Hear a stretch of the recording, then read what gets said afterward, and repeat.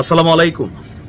গতকালকে থেকে সারা বাংলাদেশে প্রধান আলোচিত যে বিষয়টা সেটা হচ্ছে ডক্টর মোহাম্মদ ইউনূসের নোবেল প্রাপ্তিতে বিএনপির যিনি সভানেত্রী আছেন বেগম খালেদা জিয়া, উনি কতটা ভূমিকা রেখেছিলেন এই বিষয়টা এত বছর পর হঠাৎ করে আলোচনায় উঠে এসেছে যে ডক্টর মোহাম্মদ ইউনূস তিনি যে নোবেল প্রাপ্তিটা পেয়েছেন বা পুরস্কারটা পেয়েছেন এটার ক্ষেত্রে তৎকালীন ক্ষমতাসীন বিএনপির যিনি সভানেত্রী অথবা প্রধানমন্ত্রী ছিলেন বেগম খালেদা জিয়া, তিনি এবং আজকের এই যে রাজা চার্লস তৃতীয়, তারা দুইজন বড় ধরনের ভূমিকা রেখেছিলেন।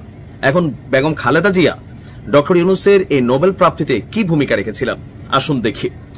লন্ডনে বাংলাদেশ হাইকমিশনের সাবেক দ্বিতীয় সচিব এবং বাংলাদেশ সুপ্রিম কোর্ট আইনজীবী সমিতির নির্বাচিত সদস্য অ্যাডভোকেট মোহাম্মদ রুহুল কুদ্দুস কাজল গতকালকে তিনি একটা স্টেটাস দিয়েছেন, যেখানে তিনি লিখেছেন যে ডক্টর মোহাম্মদ ইউনূসের নোবেল প্রাপ্তিতে বেগম খালেদা জিয়া এবং প্রিন্স চার্লসের ভূমিকা একজন প্রত্যক্ষদর্শী হিসাবে তিনি বর্ণনা দিয়েছেন।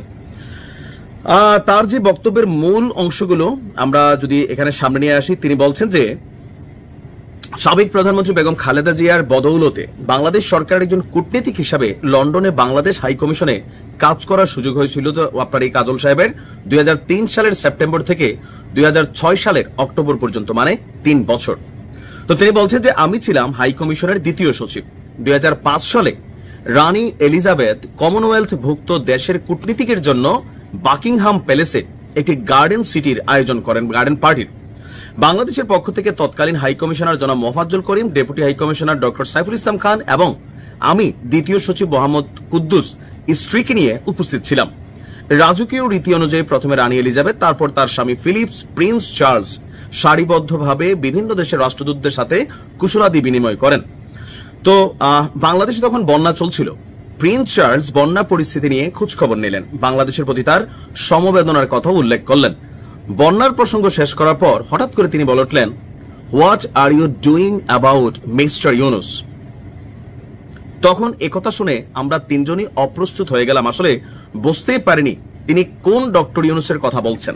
আর প্রিন্স চার্লস বাংলাদেশের কোনো একজন একক ব্যক্তি সম্পর্কে কিছু বলবেন এটা আমাদের ধারণা ছিল না, কিন্তু তাকে জিজ্ঞাসা করা যায় না যে আপনি কার কথা বলছেন? আমাদের এমন অবস্থার মধ্যে তিনি বলে উঠলেন, I and Hillary are trying for Yunus Nobel prize, your government should come forward.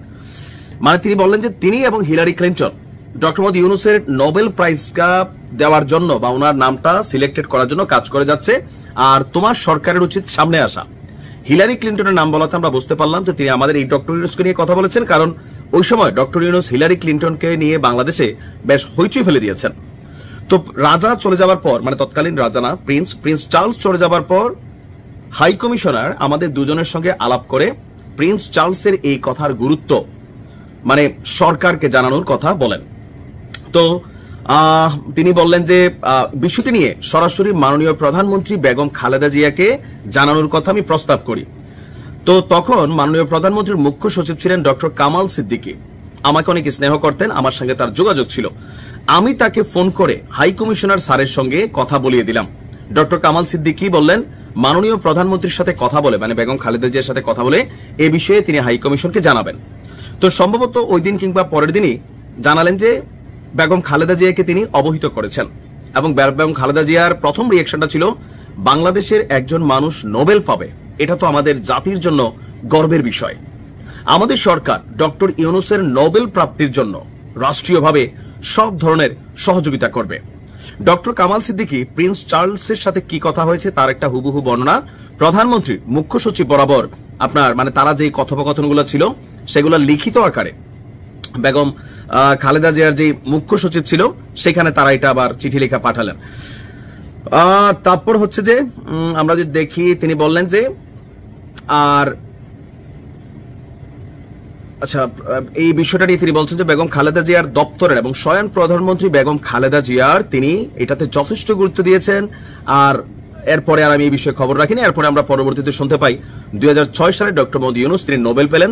তার নোবেল প্রাপ্তির বিষয়ে খালেদা জিয়া এত বেশি সিরিয়াস ছিলেন যে সুইডেনে নিযুক্ত পরবর্তী রাষ্ট্রদূত জনাব আজিজুল হক যখন সুইডেনের রাজার কাছে তার পরিচয়পত্র পেশ করেন, তিনি তখন ডক্টর ইউনূসের নোবেল প্রাপ্তির জন্য বাংলাদেশ সরকারের পূর্ণাঙ্গ সমর্থন প্রকাশ করেন এবং সুইডেনের রাজার সহযোগিতা কামনা করেন। নিশ্চিতভাবে বেগম খালেদা জিয়া দেশের টানে এই কাজটা করছেন, প্রিন্স চার্লস হয়তো বন্ধুত্বের টানে এই একটা লম্বা চূড়ে স্ট্যাটাস দিয়েছেন। মানে ডক্টর মোহাম্মদ ইউনূস তিনি বিএনপিকে নিয়ে যতটা একটু নেগেটিভ ভূমিকায় আছেন, কেউ কেউ বলছেন সেই জায়গাতে হয়তো ওনাকে খেয়াল করিয়ে দেওয়া হলো যে আজকের এই নোবেল প্রাপ্তির পিছনে বিএনপিরও বা তৎকালীন সরকারেরও অবদান ছিল। তিনি সেটা মাথায় রাখছেন কিনা হয়তো এটা স্মরণ করিয়ে দেওয়ার ইস্যু ছিল। যাই হোক, ভালো থাকুন। আসসালামু আলাইকুম।